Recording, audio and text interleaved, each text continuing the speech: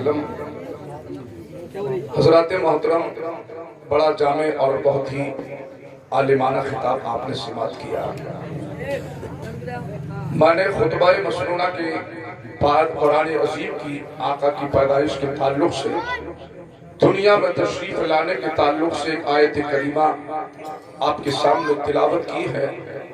और इन माँ बहन बेटियों के लिए मेरा जो अल्लाह तबारक व तआला ने इनको मकाम अता फरमाया है, मैं इसी ताल्लुक से कुछ बात इंशाअल्लाह आपके सामने रखूंगा। अल्लाह सही कहने की और सही सुनने की तौफीक अता फरमाए। देखिए हजरत, रब फरमाता है लक़द मन्नल्लाहु अलल मुमिनीन।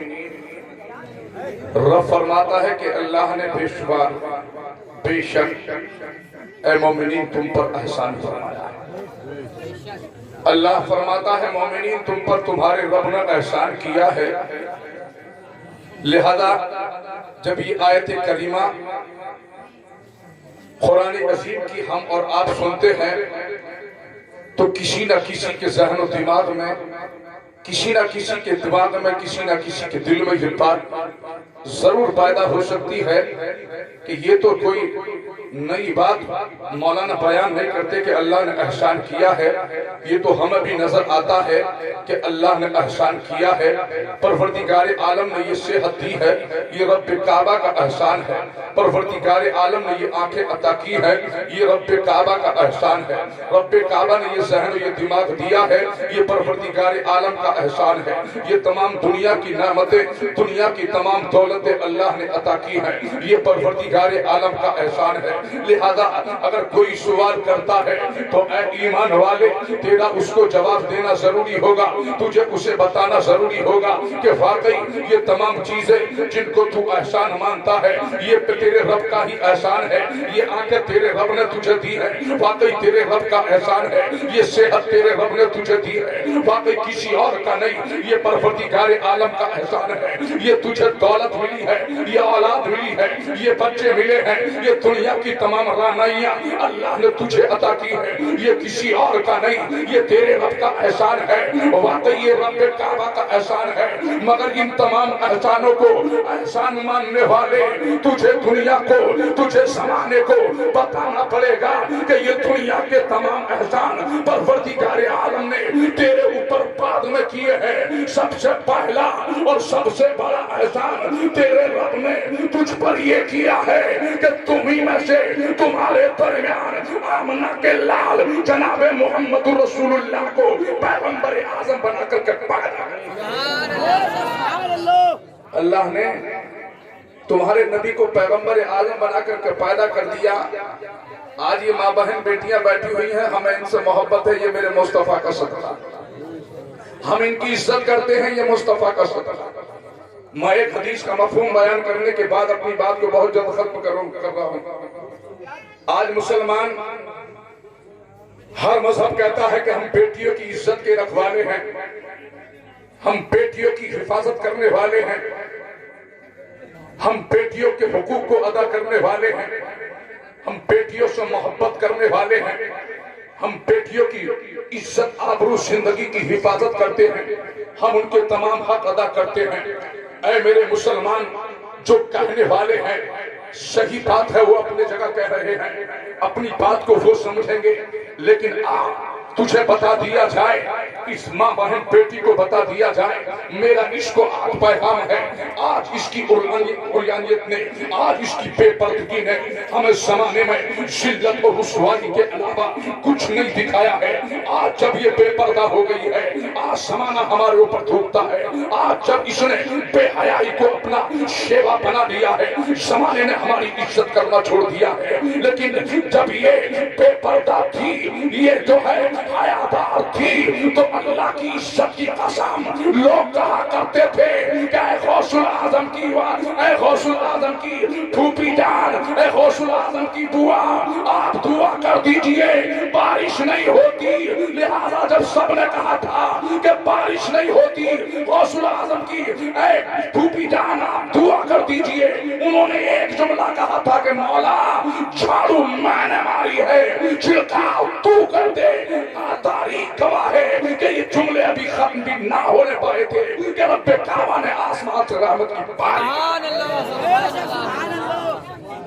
ایک دور تھا کہ تیرا وقار تھا، تیری دعائیں رد نہیں ہوتی تھی، اور تیرے صدقے میں ہمیں دنیا میں بھی عزت ملتی تھی، اور اللہ نے ہمیں بڑے مقامات عطا فرمائے تھے. آج تو بھول گئی نبی کا احسان، جبکہ تجھے نہیں بھولنا چاہیے. معلوم ہے دور کیا تھا، حالات کیا تھے مصطفیٰ جب دنیا میں تشریف نہیں لائے تھے. ماشاءاللہ بھائی ہمارے بھورا پردھان جی جو ہیں یہ بھی ہم سے بڑی محبت کرتے ہیں. اللہ ان کو بھی سلامت رکھے، تمام بستی کو سلامت رکھے، اور اللہ سب کی دعاؤں کے سائے میں میری بستی کے اندر میں یہ دعا کرتا ہوں عالم دین، حافظ قرآن، قاری قرآن جیسے پیدا ہو رہے ہیں، چاہے میرے ذریعے، قاری غلام مرتضیٰ کے ذریعے یا کسی اور کے ذریعے، میں یہ کہتا ہوں اللہ سے بارگاہ میں دعا ہے کہ ہر گھر میں حافظ قرآن پیدا ہو، ہر گھر میں عالم دین پیدا ہونا چاہیے. جیسے آج میں تمہارے سامنے حاضر ہوں ٹوٹا پھوٹا جیسا بھی، تاکہ تمہارے سامنے اس بستی کے اور بہت سارے عالم دین تمہارے سامنے پیش ہوں. یہ ہمارے اسلم حکیم جی صاحب ہیں، ماشاءاللہ بڑے محب ہیں اور سنیت کے ایک دم ذمہ دار آدمی. بہرحال میری بات چل رہی تھی ماں بہن بیٹیوں سے کہ حالات بہت خراب تھے. آج تو یہ سمجھتی ہے کہ تجھے عزت دینے والا دنیا بھی کوئی شخص آگے نہیں آ رہی، یہ بات نہیں مانی جائے گی. بیٹھی سامنے بات جب بنے گی جب آپ سامنے ہوں گے. ہاں ٹکٹ مت دو، مجھے ٹکٹ کی ضرورت نہیں ہے، ٹکٹ دے کر دیتے مجھے تم 15 سال ہو گئے. تمہارے یہاں کی اکثر ملا تھا میں ہی پڑھتا ہوں بھائی، میں ہی تو رہتا ہوں، مولانا شفیع تو دور رہتے ہیں، قاری غلام مرتضیٰ بھی فون کر کے کہہ دیتے ہیں بولے بھائی میرا بھی ٹائم مل جائے. سمجھ رہے نہیں، مجھے تو آنا ہوتا ہے. بہرحال میری ماں بہن بیٹیوں غور سے سنو کہ حالات کیا تھے. مصطفیٰ میرے نبی جب دنیا میں نہیں آئے، ابھی 573 عیسوی شروع نہیں ہوئی ہے، ابھی میرے نبی کی پیدائش نہیں ہوئی ہے، ابھی میرے نبی دنیا میں نہیں آئے ہیں. لوگوں نے ظلم و بربریت کا وہ ننگا ناچ ناچا تھا. اس وقت میں ایسا ظلم و تشدد لوگوں نے ایک دوسرے کے اوپر شروع کر دیا تھا کہ کوئی کسی کی ماں بہن بیٹی کی عزت کرنے تیار نہیں تھا. اس وقت میں بیٹیوں کو زندہ دفنا دیا جاتا تھا. اے میری ماں بہن سن، ایک صحابی رسول ہے حضرت داہیہ کلبی، حضرت داہیہ کلبی کے جو ہے ابھی ایمان نہیں لائے ہیں، ابھی اسلام قبول نہیں کیا ہے، ابھی میرے نبی پر کلمہ نہیں پڑا ہے. داہیہ کلبی کی تاریخ بڑی رلا دینے والی ہے. داہیہ کلبی بڑے ہی جلیل القدر صحابی ہے، ابھی ایمان نہیں لائے ہیں، ابھی کلمہ نہیں پڑا ہے.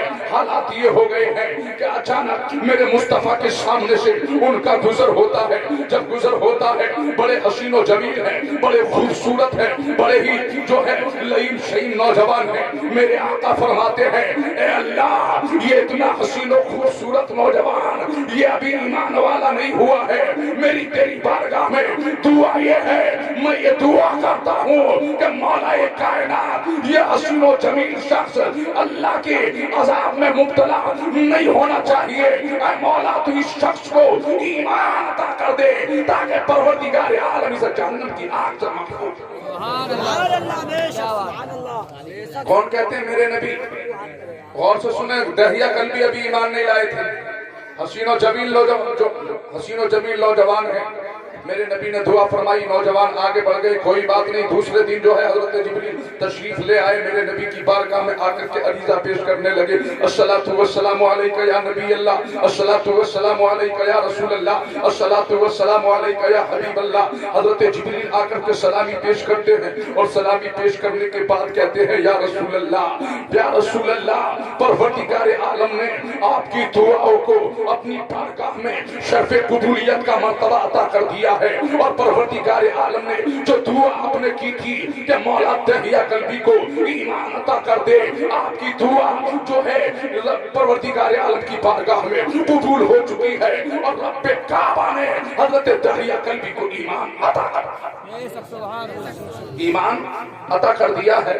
حضرات محترم، میرے نبی جب اتنی بات حضرت جبریل سے سنتے ہیں تو پوچھتے ہیں داہیہ کلبی کہاں ہے؟ کہتے ہیں آپ کی بارگاہ میں بس حاضر ہوتے ہوئے ہوں گے. تھوڑی دیر میں حضرت دہیا کلبی حاضر ہو گئے. حاضر ہونے کے بعد سرکار کی بارگاہ میں جب جاتے ہیں تو میرے نبی اپنے چادر تطہیر کو اتارتے ہیں, اپنی مقدس اس لباس کو اتارتے ہیں. اتارنے کے بعد دہیا کلبی کے نیچے بچھا دیتے ہیں. دہیا کلبی کہتے ہیں یا رسول اللہ میں آپ کی چادر پر اپنے پیروں کو رکھنے کے لیے نہیں آیا ہوں, بلکہ اس چادر کو آج میں اپنے سینے اور اپنے سر پر رکھنے کے لیے آیا ہوں, اور زمانے میں یہ اعلان کرنے آیا ہوں کہ دہیا کلبی اب تک کفر و شرک کی ضلالت کی زندگی جی رہا تھا, مگر آج کے بعد میں توبہ استغفار کرنے کے بعد کہتا ہوں لا الہ الا اللہ محمد.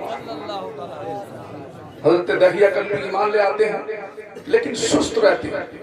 اکثر سرکار کی بارگاہ میں آتے ہیں تو روتے رہتے ہیں. اچانک ایک دن میرے نبی پوچھتے ہیں دہیا کلبی تم ایمان بھی لے آئے, اللہ نے تمہیں بڑا لئیم شہیم بڑا حسین و جمیل بنایا ہے, لیکن اکثر رویا کرتے ہو, رونے کی وجہ کیا ہے, کیوں رویا کرتے ہو, کیوں دل اداس کیا کرتے ہو؟ تو دہیا کلبی کہتے ہیں یا رسول اللہ گناہ ہی ایسا ہے, اتنا بڑا مجرم ہوں, اتنا بڑا گناہگار ہوں, اتنا بڑا عاصی ہوں, اتنا بڑا سیاکار ہوں, اتنا بڑا بدکار ہوں کہ میں نے اتنا بڑا گناہ کیا ہے. جس گناہ کو میں یاد کرتا ہوں تو یقیناً میری اندر کی روح مجھے رونے پر مجبور کر دیتی ہے. اندر سے میں اتنا مجبور ہو جاتا ہوں رونے پر, میں نے گناہ اتنا بڑا کیا ہے. سرکار اگر وہ گناہ آپ سنیں گے تو یقیناً آپ کی آنکھوں سے بھی اور تمام سننے والوں کی آنکھوں سے بھی آنسو روا ہو جائیں گے. کہتے ہیں یا رسول اللہ میں نے گناہ اتنا بڑا کیا. کہتے ہیں کیا گناہ کیا ہے؟ کہتے ہیں یا رسول اللہ میں اپنے خاندان کا اپنے قبیلے کا سردار تھا, اور میں نے 1 نہیں 2 نہیں 10 نہیں بلکہ 70 لڑکیوں کو میں نے زندہ قبر میں رکھ دیا. 70 لڑکیوں کو میں نے 70 بیٹیوں کو میں نے زیر زمین کر دیا ہے, قبر میں دفن کر دیا ہے. یا رسول اللہ مگر کوئی بات نہیں, اس پر بھی اتنا افسوس نہیں ہے, اس پر بھی اتنا رونا نہیں آتا. اس سے بھی بڑا گناہ میں نے ایک اور کیا ہے. دہیا کلبی کی یہ بات سن کر سرکار کی آنکھوں میں آنسو روا ہو جاتے ہیں. میرے نبی رونا شروع کر دیتے ہیں اور کہتے ہیں دہیا کلبی آگے بتاؤ, رک کیوں گئے ہو, بات کیوں بند کر دی ہے؟ فاروق اعظم کہتے ہیں دہیا کلبی آگے مت بڑھو, اس لیے کہ میرے نبی کی آنکھیں اشکبار ہو چکی ہیں. میرے نبی نے رونا شروع کر دیا ہے. میرے نبی جو ہے صحابہ کے ساتھ رو رہے ہیں, آسمان کے فرشتے رو رہے ہیں, آج زمانہ رو رہا ہے, کائنات کا ذرہ ذرہ رو رہا ہے. دہیا کلبی اپنی بات کو آگے نہ بڑھاؤ, لہذا میرے نبی فرماتے ہیں فاروق رک جاؤ, ابھی دہیا کلبی کی بات پوری نہیں ہوئی ہے. جب تک میں دہیا کلبی کی پوری بات کو نہیں سن لیتا ہوں, جب تک نہ تمہیں بولنے کی اجازت ہوگی اور نہ کسی اور صحابی کو بولنے کی اجازت دی جائے. غور سے سن رہی ہے میری بات کو. 70 بیٹیوں کو حضرت دہیا کلبی نے دفن کر دیا. یہ میرے نبی کا صدقہ ہے جو آج ہم اور آپ مزہ لے رہے ہیں. ہمارے نبی کا تو صدقہ ہے یہ. ارے میرے نبی کی تو شان یہ ہے کہ جو عاشی کو دائیں. حضرت دہیا کلبی کہتے ہیں یا رسول اللہ میں نے اس سے بھی بڑا ایک گناہ کیا ہے. 70 بیٹیوں کو تمہیں نے دفن کیا ہی کیا ہے, لیکن اس سے بھی بڑا مجرم. میرے نبی فرماتے ہیں دہیا کلبی اس سے بھی بڑا گناہ اور تم نے کون سا کر لیا؟ اس سے بھی بڑا گناہ اور کون سا ہو سکتا ہے؟ اس سے بھی بڑا تم اور کون سا کارنامہ انجام دے سکتے ہو؟ تو حضرت دہیا کلبی کہتے ہیں یا رسول اللہ جس وقت میں یہ کام کر رہا تھا, کفر و شرک کی زندگی جی رہا تھا, ضلالت کی زندگی بسر کر رہا تھا, اسی اثنا میں ہوتا یہ ہے کہ میری بیوی میری شریک حیات حاملہ ہوتی ہے, امید سے ہوتی ہے, لہذا میں کچھ تجارت کے کام سے, میں کچھ بزنس کے کام سے باہر چلا گیا. بیوی کو یہ وصیت کی اے میری شریک حیات, اے میری شریک حیات, اے میری زوجہ محترمہ, تمہارے شکم میں جو یہ بیٹا میری امانت پل رہی ہے, میرا یہ بچہ پل رہا ہے, اگر بیٹا ہو تو خوشی سے سینے سے لگا کر کے اس کو قبول کر لینا, بڑے ناز و نام سے اس کی پرورش کرنا, اور اگر بیٹی پیدا ہو تو وصیت یہ کرتا ہوں کہ کسی بھی صورت میں اس بیٹی کو زندہ مت چھوڑنا. کہتے ہیں اگر بیٹا ہو تو پالنا اور بیٹی ہو تو اس کو زندہ درگور کر دینا. بس میری بات 2-4 منٹ کی بھائی.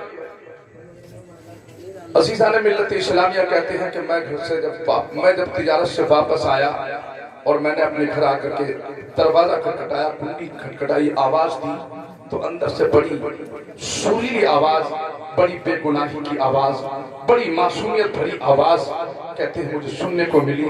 میں نے جب دروازہ کھلوایا تو میری چھوٹی سی بچی، پھول جیسی بچی میرے گھر کے آنگن میں مجھے سلام کر رہی تھی. میں نے جب اپنی بچی کو دیکھا، اپنی بیٹی کو دیکھا تو میں نے اپنی شریک حیات سے پوچھا، اپنی بیوی سے پوچھا یہ کس کی بچی ہے، یہ کس کی بیٹی ہے، یہ کون ہے، کس پڑوسی کی بیٹی ہے. تو میری بیوی نے کہا یہ کسی اور کی نہیں ہے بلکہ جو امانت آپ میرے شکم میں چھوڑ کر کے گئی ہے وہ آپ کی یہ امانت ہے، آپ کی بیٹی ہے.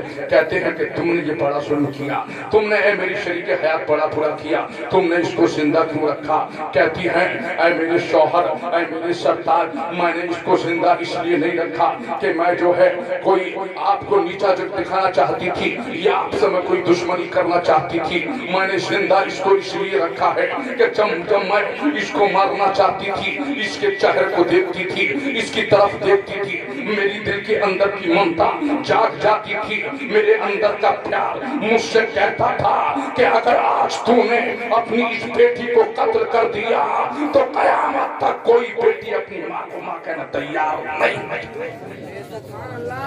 کہتے ہیں میں نے اس لیے اپنی بیٹی کو نہیں، کہتی ہیں اپنی بیٹی کو اس لیے نہیں مارا، نہیں زندہ درگور کیا، میں نے اس کے ساتھ کوئی برا سلوک نہیں کیا، میں اس کی یوں کر کے پرورش کرتی رہی.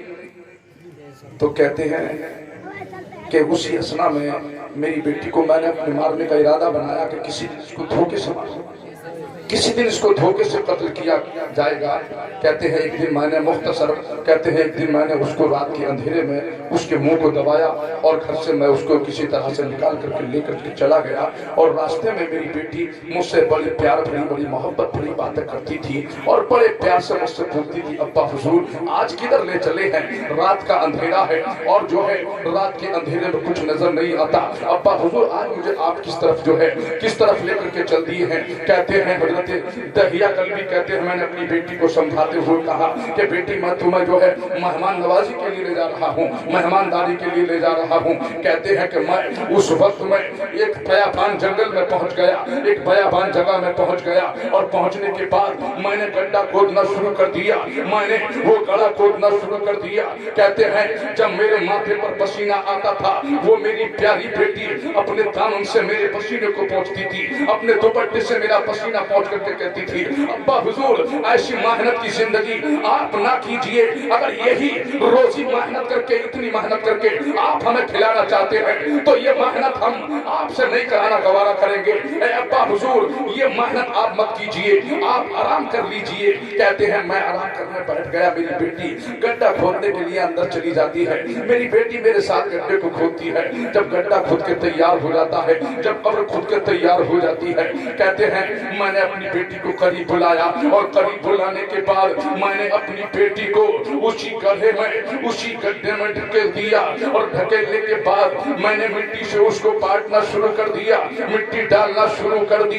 میری بیٹی سمجھ رہی تھی کہ شاید میرے ابا مجھ سے کھیل رہے ہیں، میرے ابا مجھ سے مذاق کر رہے ہیں. کہتے ہیں میں اپنی بیٹی کو مٹی ڈال کے پاٹتا رہا، مٹی ڈال کے اپنی بیٹی کو دفن کرنے کی کوشش کرتا رہا. جب مٹی گلے تک آ گئی تو بیٹی کو ابھی یقین ہو گیا کہ میرے باپ میرے ساتھ کھیل نہیں رہے ہیں بلکہ آج میرے باپ میری زندگی کا خاتمہ کرنے والے ہیں. کہتے ہیں میری بیٹی کو سمجھنا تو سماجت کرنے لگی. میری بیٹی رو رو کے کہتی تھی ابا حضور میں آج کے بعد آپ سے کھلونا نہیں مانگوں، ابا حضور میں آج کے بعد آپ سے کپڑا نہیں مانگوں، اے ابا حضور میں آج سے آپ کے ساتھ تمام کام کیا کروں گی، آپ کے کپڑے دھلا کروں گی، آپ کے جو ہے پسینے کو صاف کیا کروں گی، آپ کی خدمت کیا کروں گی. ابا حضور آج میری جان بخش دیجیے. دہیا کلبی کہتے ہیں یا رسول اللہ میرے نبی کی طرف دیکھتے ہیں مصطفیٰ کی آنکھیں اشکبار ہیں، میرے نبی رو رہے ہیں، میرے نبی کی آنکھوں سے آنسو نکل رہے ہیں. دہیا کلبی کہتے ہیں یا رسول اللہ میں نے اپنی بیٹی پر رحم نہیں کیا، میری بیٹی رحم کی درخواست کرتی رہی، میری بیٹی منت و سماجت کرتی رہی, مجھ سے رحم کی بھیک مانگتی رہی, مگر میں نے اپنی بیٹی پر رحم نہ کیا. کہتے ہیں ایک پتھر اٹھایا اور بیٹی کے سر پر مار دیا, اور مارنے کے بعد کہتے ہیں میں نے اپنی بیٹی کا وہی خاتمہ کر دیا. اور اتنا کہنے کے بعد زاروں قطار رونا شروع کر دیتے ہیں, زاروں زار میرے نبی رو رہے ہیں اور کہتے ہیں واقعی دہیہ قلبی تم نے اتنا بڑا گناہ کیا ہے, اتنا بڑا گناہ کیا ہے کہ اگر تم اسلام نہ لاتے تو کسی بھی صورت یہ تمہارا گناہ معاف نہیں. تم نے اتنا بڑا گناہ کیا. اے میری ماں بہن سن, جب اسلام قبول نہیں کیا تھا تو تیری عزت کرنے والا دہیہ قلبی نہیں تھے, تیری عزت کرنے والے حضرت عاصم نہیں تھے, تیری عزت ابو جہل نہیں کرتا تھا, ابو لہب تجھے عزت نہیں بخشتا تھا. یہ تو میرے نبی کا صدقہ ہے کہ جب مصطفیٰ دنیا میں آئے حضرت دہیہ قلبی اس واقعے کو سنانے رونا شروع کر دیتے تھے. ہزاروں قطار روتے ہیں, مصطفیٰ بھی رونا شروع کر دیتے ہیں, تمام صحابہ روتے ہیں.